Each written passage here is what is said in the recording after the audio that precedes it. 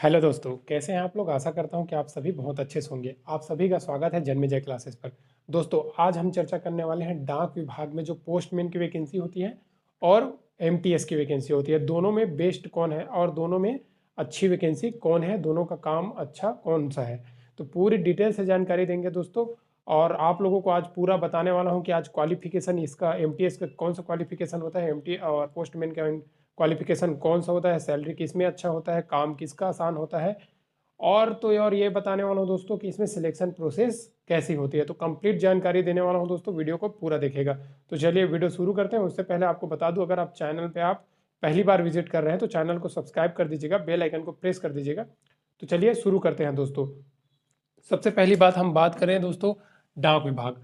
डाक विभाग में जो पोस्टमैन और एमटीएस पद है उसमें काम यानी कि वर्क से लेकर के सबसे पहले शुरू करते हैं दोस्तों। वर्क बता दूं दोस्तों, एमटीएस का ऑफिस वर्क है दोस्तों और पोस्टमैन का फील्ड वर्क है। यानी कि आप लोगों को बता दूं, फील्ड वर्क मतलब ये आ जाता है कि जो चिट्ठी वगैरह आती है या कोई भी लेटर वगैरह आता है उसको डिलीवरी करते हैं पोस्टमैन।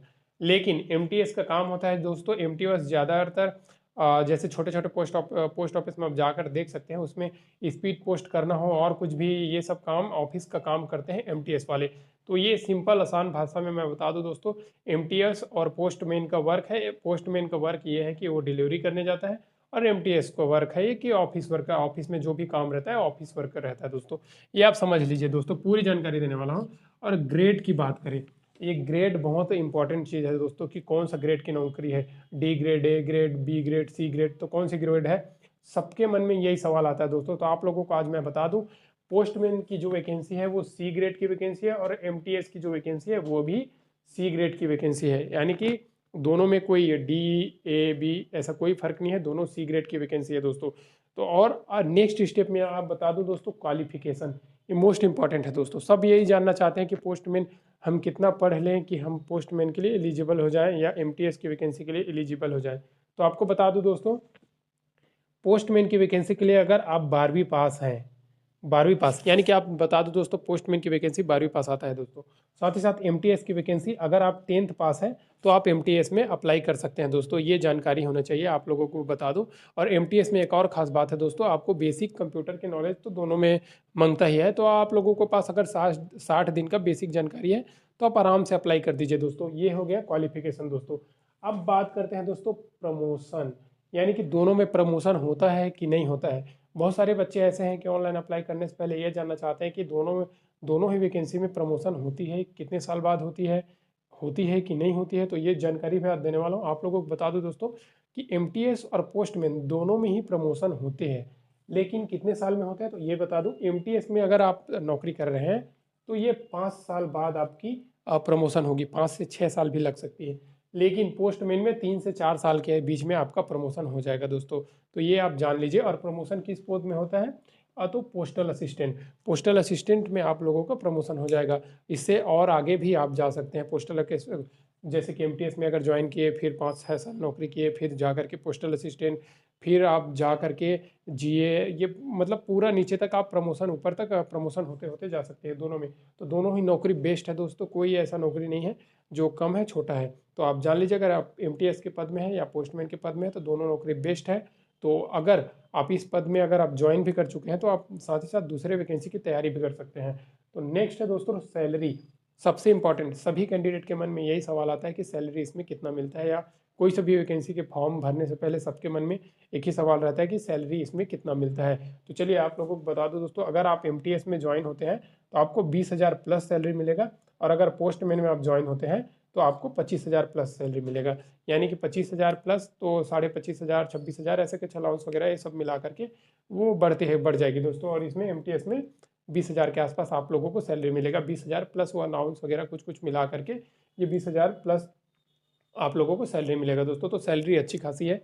बस एमटीएस का क्या बोलते हैं 10th पास है, और ये पोस्टमैन 12th पास है। ये आप जान लीजिए। दोनों ही एमटीएस भी और पोस्टमैन भी ग्रुप सी की नौकरी है, यानी कि ग्रेड सी की नौकरी। जैसे कि रेलवे वगैरह में group D, group A, B, C ऐसा होता है, सेम इसी प्रकार पोस्टमैन में भी होता है। तो पोस्टमैन में ग्रुप सी की नौकरी है दोस्तों, तो आप घबराइए नहीं। और दूसरी बात आप लोगों को बता दूं दोस्तों, इसका सिलेक्शन प्रोसेस कैसे होता है। तो सिलेक्शन प्रोसेस सिंपल सी बात है, आप जब वैकेंसी आएगी तो आप ऑनलाइन एप्लीकेशन अप्लाई करेंगे, अप्लाई करने के बाद आपका रिटन एग्जाम होगा, रिटन एग्जाम के बाद आपका डॉक्यूमेंट वेरिफिकेशन होगा। ये दो ही चीज़ है दोस्तों, यानी कि आप बता दूं सिलेक्शन प्रोसेस बहुत ईजी है, एग्जाम होगा और डॉक्यूमेंट वेरिफिकेशन होगा, जैसे कि सभी आजकल के सभी गवर्नमेंट जॉब में डॉक्यूमेंट वेरिफिकेशन होता है उसी प्रकार इसमें भी होगा। लेकिन उससे पहले एक एग्ज़ाम होगा, रिटन एग्जाम होगा। तो और एग्ज़ाम बेस अगर आप एमटीएस के एग्ज़ाम दे रहे हैं तो ये टेंथ लेवल के रहेगा, और अगर आप पोस्टमैन की वैकेंसी का एग्ज़ाम दे रहे हैं तो ये 12th लेवल का रहेगा, याद रहे दोस्तों। और दोनों का ही एग्ज़ाम आप देना चाहते हैं तो किस टाइप का क्वेश्चन आएगा ये भी आज मैं आप लोगों को बता दे रहा हूँ दोस्तों, डरने का नहीं है। बस आप अगर इस फॉर्म में एप्लीकेशन जैसे ही वैकेंसी आएगा अप्लाई करना चाहते हैं तो कैसे, इसमें क्या क्या अंतर है ये मैं बता रहा हूँ, और कितनी आसान है नौकरी ये बता रहा हूँ दोस्तों। साथ ही साथ आपको बता दूँ, इसमें अगर आप वो करना चाहते हैं तो जीएस पढ़ लीजिए, जनरल साइंस, जनरल स्टडी हो गया, ये जनरल अवेयरनेस बोल लो, जो भी बोल लो। और उसके बाद मैथ पढ़ लो, मैथ एकदम इजी आएगा। रीजनिंग पढ़ लो, और क्या बोलते हैं, ये मैथ रीजनिंग और जनरल छोटा छोटा, बस ये तीनों में तो आ जाएगा दोस्तों, बस इतना ही है। और कोई टेंशन नहीं है, साइंस वगैरह का क्वेश्चन नहीं है, बस तीनों में है, 100 नंबर का आपका क्वेश्चन हो जाएगा। और अगर ये तीनों का आप तैयारी अच्छे से कर लिए तो आपका चांस 100% है दोस्तों। और साथ ही साथ एक बात और बता दूं, साथ ही साथ ये बता दूं कि अगर आप इसमें ज्वाइन हो लेते हैं तो नौकरी करते करते आप दूसरे एग्जाम की तैयारी भी कर सकते हैं, मतलब बहुत ही आसान है।